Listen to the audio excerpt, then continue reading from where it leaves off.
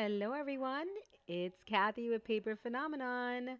I'm here to show you how to make this fantastic little project we made today. It's called the snake page, or I should probably call it the snake folio because it's really a little mini folio, if you will. All right, so we're going to call this snake folio. And I'm going to show you how to assemble it. In another video, you will see me decorating this baby. I used the brand spanking new papers, guys, by Salty Beach Scrapper. They're called Like Bees to Honey. The paper collection is called Like Bees to Honey. It is a 8 by 8 paper collection. You can get it in a hard copy, double-sided. All right, the papers are gorgeous. You'll see them as I show you, as I give you a walkthrough on the snake folio. They're gorgeous. The papers are beautiful. If you love them, please pick it up. You can do this hard copy or digital. The links will be down below. This snake folio is a freebie, guys. So it's a YouTube mini class, if you will. And the cutting guide will be also linked in the description box below. So if you click on the link, it'll take you to a project folder, which will allow you to download the cutting guide and probably this video as well, just so everything is in one place. So I welcome you all into my home. You're going to hear some noise in the background because I do have a 3-year-old and my family does live here. So you're going to probably hear them giggling and chit-chatting in the background, but it shouldn't be too bad. All right, guys, so let's get to it.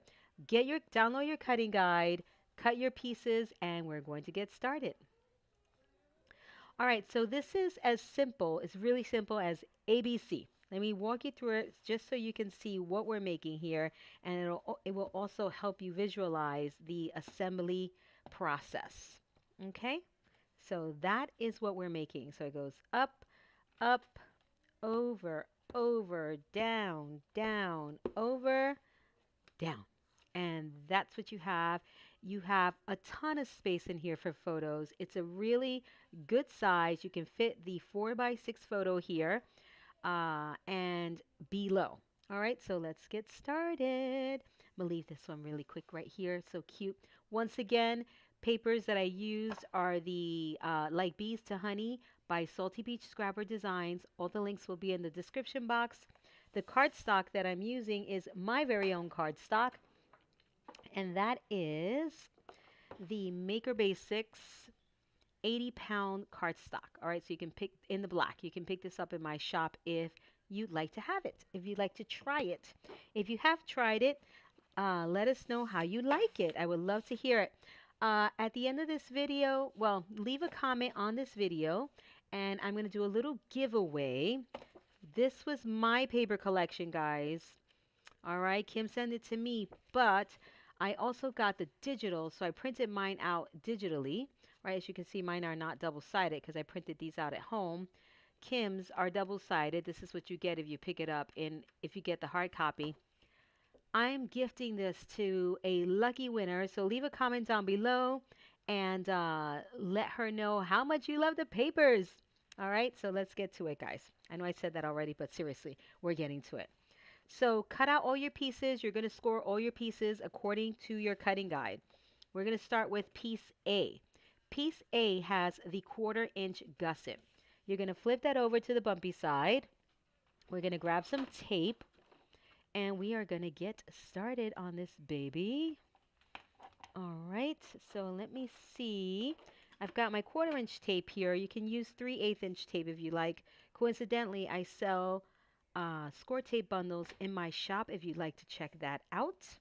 Okay, so you're going to tape on the bumpy side, and I'll explain what the bumpy side is if you are new to Paper Phenomenon. You always want to apply your tape in between the cut edge and the score line. All right, always in between the cut edge. This is your cut edge, and followed by that to the right there should be a score line. On the opposite side there should be a cut edge. To the left there should be a score line. So in between those two, and you want it to be flush, closest to the cut edge. All right, you want to be as close to the cut edge without going over. If you look at this closely, you'll see a slight hint of black on the edge because I'm really, really close to that edge, but not going over it. So that's where you apply your tape. And what I mean by the bumpy side, there is a bumpy, when you score, there's going to be a dented side and there's going to be a bumpy side. So the tape on piece A is going to go on the bumpy side, close to the cut edge, okay? There you go. So that's piece A. Now you're going to grab, remember you've cut all your pieces, okay? Now you're going to grab 2D pieces, okay? 2D pieces. And D's have nothing. They're just squares, okay? There are no score lines. There is nothing, okay? So I'd like you to check this out. I want you to taper your A. You're going to taper the width of your tape, okay? So I didn't taper all the way into my score line. I tapered just the width of my tape. So I'm placing my scissors on a slight angle right where my tape ends, and I'm cutting to taper. Please do not taper all the way into your score line. It's just going to give you a sloppy project, okay? I promise. So taper the width of your tape. If you're using 3/8 inch tape, you're going to taper the width of your tape, okay? I'm using 1/4 inch, so I'm tapering the width of my tape. Okay, so fold on that very first score line only. Go ahead and, so when you fold on the score line, you form your flaps. Go ahead and extend those flaps. I'd like you to remove the tape backing from both sides, and then I want you to attach your D pieces to each flap. All right, so easy peasy. Now, how far in do we attach this? I will explain. So you've got your score line, clearly, right? We've got 2 score lines, but we want the one closest to the tape. You want this cut edge to kiss the score line. You don't want to be on top of the score line. You don't want to be past the score line. You want to be right at the score line, okay? Right at it. You're going to kiss that score line, nice and straight, stick it down, just like so. Same thing on the opposite side. I'm going to flip this over quickly. It's easier for me to assemble this way. And sticking this down. That is looking good. Nice and straight, guys. We always want to go for straight. If it doesn't happen, fine, but you're always aiming for straight. Okay? All right, perfect. So here we've got our 2D pieces and we've got our A piece. All right, so we know that. Next, we're going to grab our B and C pieces. Okay, so here is our B piece, and our B piece is going to go on the right-hand side, and our C piece is going to go on the left-hand side. Once again, we're going to apply tape to the bumpy sides of these 2 pieces parallel to the cut edge, all right, in between the cut edge and the score line, and you want to be closest to the cut edge on both sides, and you're going to taper the width of your tape. This little cutting tool that I'm using is called the Right Angle by Darlene by Heart. It's a mitering tool for creating your albums, but I also use it to cut my tape. It is a fantastic mitering tool, guys. So if you don't have one already, you can pick one up. You will not go wrong. We're not making an album today, but as you can see, it has multiple purposes. And let's continue on with the tape. So bumpy side, don't forget, we're taping up and we're tapering. All right, so close to that cut edge without going over. You really want to avoid overhang, okay? And what overhang is when your tape hangs over the edge. The cut hangs over the cut edge. We don't want that. That's yucky. Yucky, yucky, yucky. All right, so our B piece has an 1/8 of an inch gusset. Our C piece has a 3/8 inch gusset, okay? And you'll notice that but when you're scoring. You'll see all of the different widths of your gusset.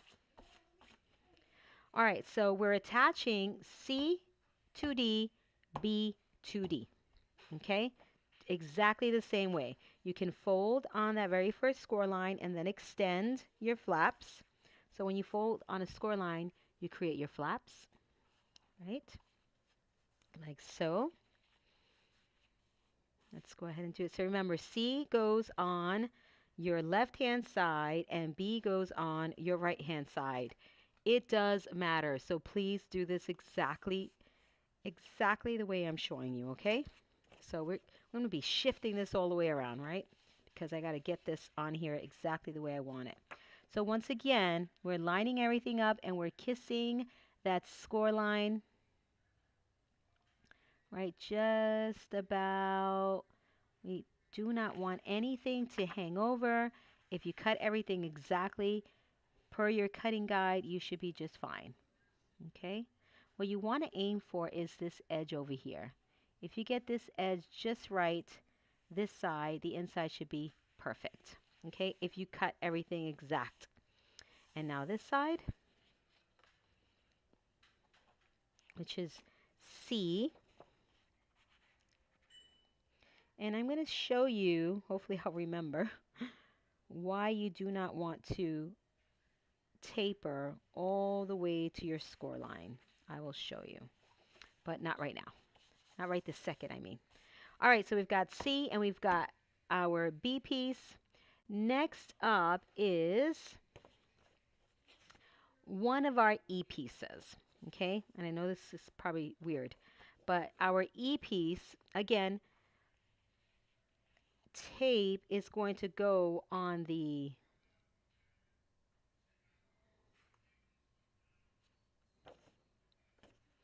let me think very quickly. Yes. Okay, tape is going to go on the bumpy side, right? On the bumpy side. However, we're not attaching this perhaps the way you think. You must be like, Kathy, flap to flap, this to this, flap down here. Why? No, that's not what we're doing. We're doing this way. Okay? So your gusset, your half-inch gusset is going to be on your right-hand side. Okay? And you're going to attach, same thing, cut edge, kissing the score line, right? Without going over the score line, just right there. It's going to be like that. Kissing. All right? Let's do it. So pull that tape backing off and let's attach. Because I tend to make boo-boos every time I'm crafting, I'm just going to double check my my thing. Yeah, the gusset's here. Okay, and it's attached there. All right. Because I make boo-boos all the time. If you guys follow me in my private videos, in my tutorials, you'll see I'm like, ah! But everything always works out at the end, and it just all works out. Okay. So there we have that. Oh, I forgot to taper, but no worries. You can taper right now. Taper the width of your tape. Okay. And then we should have 2 D's and 1 E left. So we're going to attach our D right here. So this is an E. Remove the tape backing. Come to Mama. D, you can fold on that score line because it just makes it easier for you to see, and you get a little bit of a bump, a little bit of a lift, so it'll kind of tell you where to stop, you know, when you're attaching this. You're like, all right, I'm kissing. We're kissing, so I'm stopping. All right, there you go.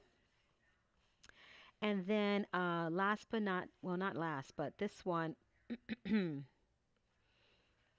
make sure. My bad, guys. I just want to check, double check before I give you the wrong instruction. All right, yeah, so D goes there. Okie dokie. All right. This is so fabulous. And this paper just makes it even more fabulous. The paper makes it spectacular. All right, so we're going to do our last D piece. Right here, we're kissing again, guys. All right, so lining up the cut edge on D with the score line on B in this case. Nice and straight. Alrighty, perfection. See that? And our final E-piece goes here, tape on the bumpy side as well. But I want you to do one thing to your D-piece, that your E-piece, your final E-piece that is not in your cutting guide. Okay, and this is optional, but I think it's important. I want you to add another 1/8 of an inch score line, and I'll tell you right now. Okay, so we scored at 1/2 inch and then at 1 inch. Now I want you to score at 1 1/8 inch. Okay, and that's just giving us a little more wiggle room if we need it, right? After you fill this baby up, if you need the wiggle room, you'll have that extra 1/8 of an inch. Okay. So you see that? We've got that 1/8 of an inch there, the 1/2 inch, and then the 1/2 inch, which is what I call a binding strip, which is where you put your tape. But now we're going to taper and attach. Okay. All right, here we go. Let's attach this. And we're done with the assembly, guys. That's the snake page. We are done. That's it. Easy peasy, right? It's a really great way to tell a story. It would make one of those fabulous, I don't know if anybody even does them anymore, Christmas cards, a newsletter type. This would make a beautiful, beautiful Christmas card. And it's just so wonderful. So here it is, guys. Boom, boom, boom, boom, boom. So up. And now you want to engage those gussets, right? So go ahead and get that 1/8 of an inch gusset going in there. There you go. There's that 1/8 of an inch one. Here's that second 1/8 of an inch gusset right there. These gussets are super duper important. And then here you're going to engage your 1/4 inch gusset. And then you're going to engage your second 1/4 inch gusset. Okay, there it is. And now your 3/8 inch gusset. Again, 3/8 inch gusset. And then this 1/2 inch gusset. And then here it's 1/2 and then that 1/8 of an inch, right? So you essentially have a 5/8 inch gusset there. You know, the possibility of a 5/8 inch gusset there. All right? And it gives you kind of like a little curved edge as opposed to you know, a straight edge. So you get more like a little curved edge there. So that's it. That's how you do it. That's how you do a snake page. And this is how you decorate it with the super gorgeous paper by Salty Beach Scrapper, like Bees to Honey. Show her some love. Kim Murray is a crafter just like you and I, guys. She ventured out into making her own papers, and I have to say she knocked it out of the park with her first collection. So if you love it, pick up the hard copy. If you love it, pick up the hard copy and the digital copy. You will not go wrong. I did my digital, and they're so stunning. And I did this on my laser printer, not on my the printer that I normally print my papers on. So it's really, really gorgeous. So there's a snake page. Again, the cutting guide is in the description box below. Do not forget that I believe today is the last day to pick up this gorgeous project by Janice Freeman. 50% off if you're watching this July 2nd. I believe today is the last day, or maybe you have another day or so. But just remember, 50% off deal of the week is, it'll be another deal of the week, guys. This one will be full price once the deal of the week is up. So check the links down below. This project is stunning. It is absolutely unique, and there is no comparison to this gorgeous, gorgeous project. All right. So happy crafting, everyone. Don't forget, leave a comment down below. Let us know if you love the paper, if you picked it up, if you love the project, whatever you want to say. And we'll pick a lucky winner to get in the mail that fabulous paper collection by Salty Beach Scrapper, like Bees to Honey. So good luck And congratulations to the lucky winner. Bye bye for now.